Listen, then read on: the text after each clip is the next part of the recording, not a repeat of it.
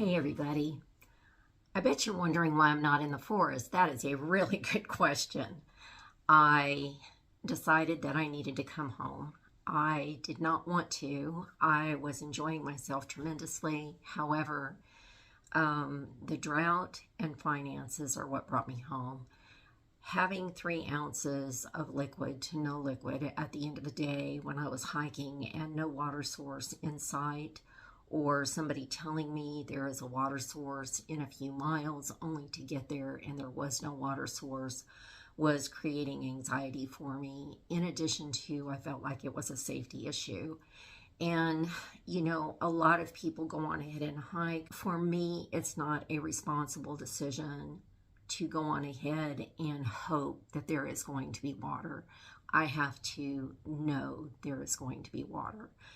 And trail angels are wonderful. I appreciate them more than words can express. However, you can't always rely on a trail angel to have provided water at a water source or at a crossroads.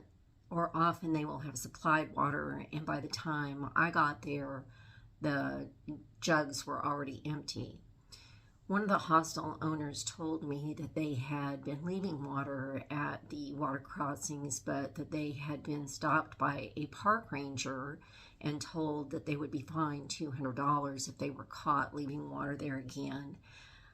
I don't know what the philosophy is behind that mandate other than leave no trace, and that trail angels will leave water and many of them come back and get their jugs and some others don't, and that the park rangers may have to pick up what's left behind, because certainly the hikers are not going to pick that up and take it out with them. So that seems like a harsh remedy for the situation, but that is the reality of what is going on right now, that people are being caught and they're being fined $200 for leaving water. I enjoyed hiking very much. I was able to hit my 500-mile mark, my 600-mile mark. That was 130 miles of hiking for me from Damascus to the point where I had to get off, and I am so glad I was able to do it, and also to be able to experience the beginning of the fall colors coming and the beginning of temperatures dropping as well. That was awesome. The drought created a situation where when I would get into camp, I wouldn't have enough water to prepare food for the night. And there were several nights that I did not eat, which actually was fine with me because I wasn't hungry. I didn't care anything about eating, but I knew that I needed to be eating.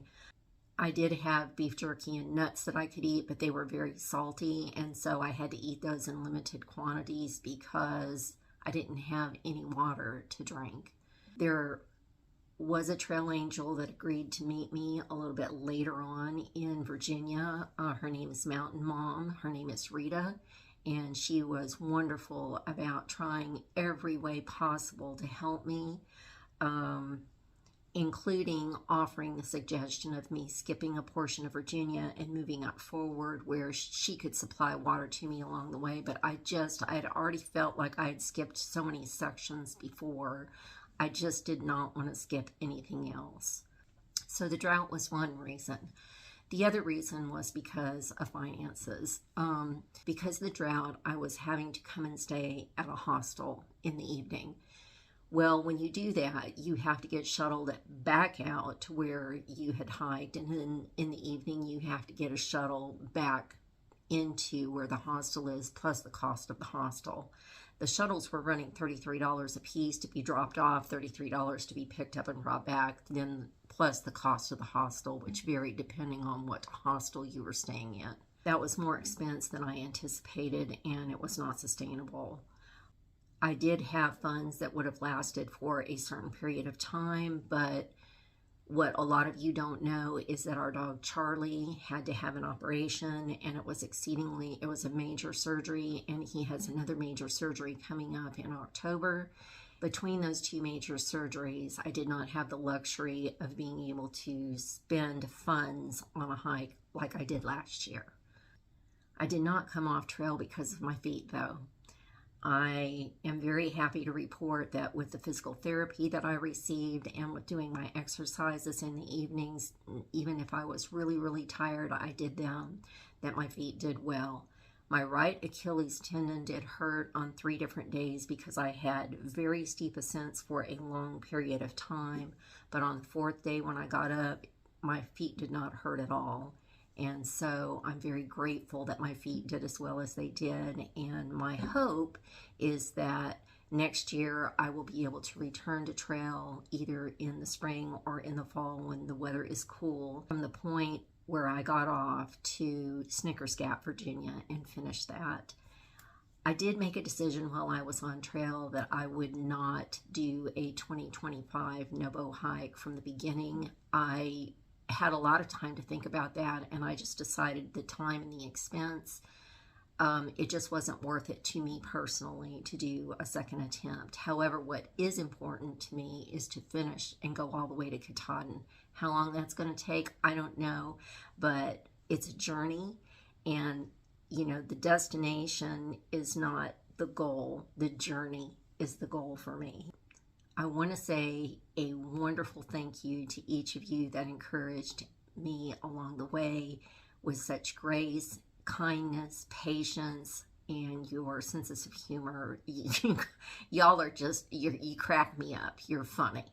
And special thanks also to Mountain Mom. She offered to help me skip a portion and pick up where it was closer to her and she could help me, but I had already skipped so much you know, in the Smokies and Virginia. I just didn't want to skip anymore. I just wanted to be able to hike until I finished because I am such a linear thinker. I don't know what to say. I don't have much more to say other than to leave you with these few thoughts. One is, I've learned through this journey that when I pray, a wonderful thing to pray for is just tomorrow. It's a simple prayer. We're not promised that we're going to have tomorrow, and just praying and asking God for tomorrow is big prayer. And so for me, that's been inspiring and thoughtful to think about. You meet people for a reason. Either you need them to change your life, or you come into their life because they need you to change theirs. I think that's a pretty awesome thought. That's something to really think about, how we can affect somebody else's life or how much they can affect ours. I can tell you there are several people I've met through YouTube that have changed my life, and they have changed my life forever in the most positive, wonderful way. And last, never be afraid to try something new. Life gets boring when you do the same thing over and over again. Push yourself, do something new, expand your vision. And you never really know the value of a moment until it becomes memory. Just things to ponder on. I think about these kinds of things. Anyway, I hope you all will join me on my journey next year. Thank you so, so much for supporting me and being with me on this one. And until then, y'all take good care, and I'll see you in my next video.